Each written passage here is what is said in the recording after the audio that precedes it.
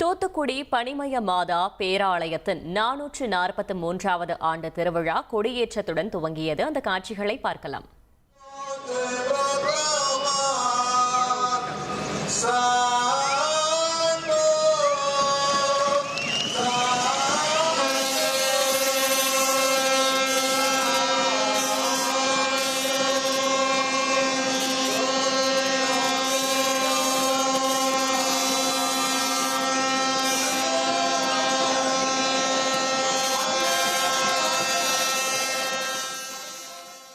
கூடுதல் விவரங்களை செய்தியாளர் விஜயகாந்த் வழங்க கேட்கலாம். விஜயகாந்த், வணக்கம்.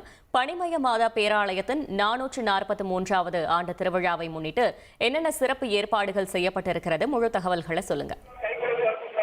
வணக்கம் மேடம். அதாவது தூத்துக்குடியில் உள்ள உலக புகழ்பெற்ற பனிமய மாதா பேராலயத்தின் 443ஆம் ஆண்டு திருவிழாவிற்கான கொடியேற்றம் இன்று தொடங்கியுள்ளது. இந்த கொடியினை ஊர்வலமாக எடுத்து வரப்பட்டு மறைமாவட்ட ஆயர் ஸ்டீபன் தலைமையில் பங்கு தந்தைகள் ஊர்வலமாக எடுத்து வந்தனர். பின்பு அந்த மாதா கோயில் எதிரே உள்ள கொடி கம்பத்தில் தற்போது இந்த கொடி ஏற்றப்பட்டுள்ளது. இந்த கொடியேற்றத்தின் போது லட்சக்கணக்கான மக்கள் அங்கு கூடியுள்ளனர். மேலும் அந்த கொடியை ஏற்றியவுடன் மரிய வாழ்க என முழக்கமிட்டு அவர்கள் மகிழ்ச்சியை வெளிப்படுத்தினர். இந்த திருவிழாவின் முக்கிய நிகழ்வான ஆகஸ்ட் 5ஆம் நாள், அதாவது 10வது திருவிழா என்று சொல்லக்கூடிய நாள் உள்ளூர் விடுமுறையாக மாவட்டத்திற்கு அளிக்கப்பட்டுள்ளது. அதாவது உலக புகழ்பெற்ற பிரசித்தி பெற்ற ஆலயங்களில் ஒன்றான உலக புகழ்பெற்ற மாயா பேராலயம் பசிலிக்கா அந்தஸ்து பெற்றது.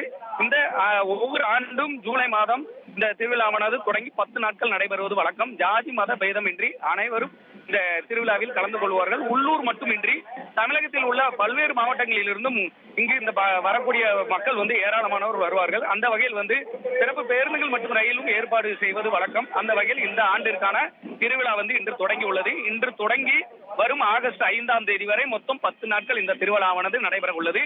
இந்த 10 நாட்கள் நடைபெறக்கூடிய இந்த திருவிழாவிற்காக பாதுகாப்பு பணிகளுக்காக சுமார் ஒரு 1000 போலீசார் மாதா கோயில் வளாகம் முழுவதுமே பாதுகாப்பு பணியில் ஈடுபட்டு வருகின்றனர். மேலும் அசம்பாவித சம்பவங்கள் எதுவுமே ஏற்படக்கூடாது என்பதற்காக அங்கங்கு அந்த ட்ரோன் கேமராக்கள் மூலமும் அப்போது கண்காணிப்பு கேமராக்கள் மூலமும் போலீசார் பாதுகாப்பு பணியில் ஈடுபட்டு வருகின்றனர்.